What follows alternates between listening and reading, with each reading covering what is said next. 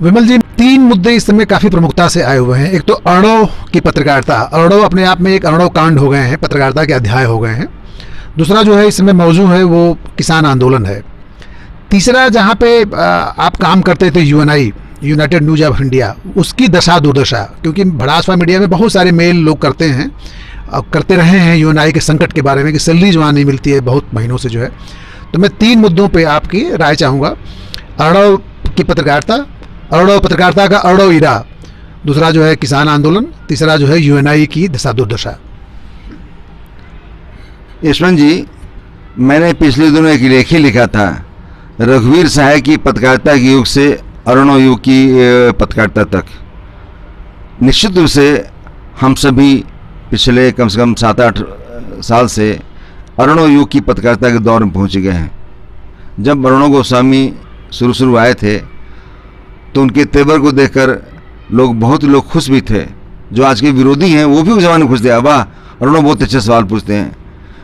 मैं उसी समय से ही इस व्यक्ति पर शक करता था कि जो इतना चीख कर बोलने वाला आदमी है वो सच्चा हो नहीं सकता है।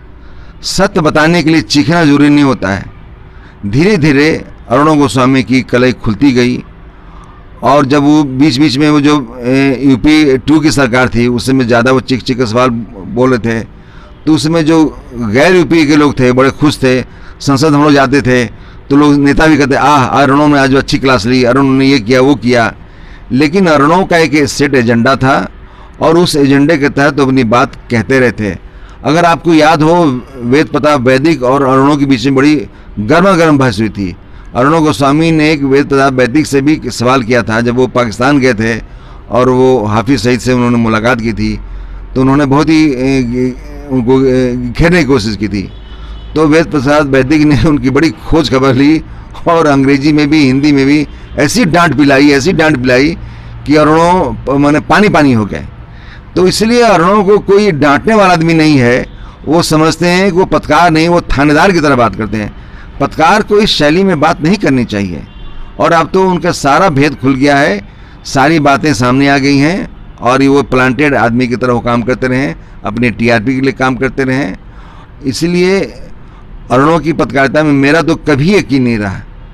लेकिन शायद अर्णव का ही नहीं, आप देखिए पूरे के पूरे अर्णव, वो जीटीवी के पत्रकार, इवन एबीपी के पत्रकार और कई पत्रकार, उसमें से कुछ ऐसे हैं जो हमारे साथ एक ज़माने में कांग्रेस भी कवर करते थे।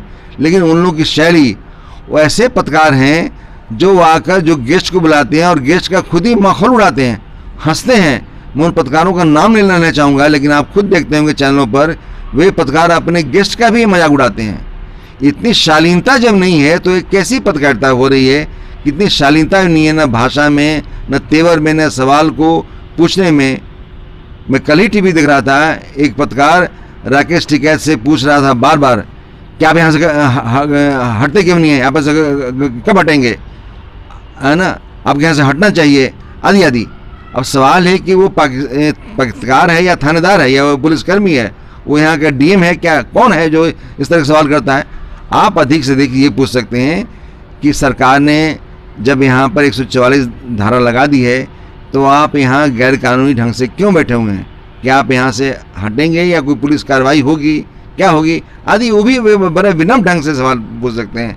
ऐसे आप पुलिसकर्मी की तरह नहीं पूछ सकते हैं, डंडे मार की तरह सवाल नहीं पूछ सकते हैं। इसीलिए किसी से भी सवाल पूछने का एक तरीका होना चाहिए, लेकिन इन सारे पत्रकारों को सवाल पूछने का तरीका भी नहीं मालूम है। इसीलिए मैं बार बार कहता हूँ कि हम लोग अर्णव गोस्वामी के युग में आ गए हैं। ये दुर्भाग्य है कि हिंदी पत्रकारिता या अंग्रेजी पत्रकारिता कहाँ से शुरू होती। एक से एक संपादक अंग्रेजी में भी रहे हैं, खुशवंत सिंह रहे हैं, कितने लोग रहे हैं, अच्छे इंडियन एक्सप्रेस के संपादक रहे हैं, आपको ट्रिब्यून के संपादक थे, टाइम्स ऑफ इंडिया के संपादक थे, श्यामलाल जैसे लोग संपादक रहे हैं। और आज देखिए कि पत्रकारिता किस दौर में पहुंच गई है।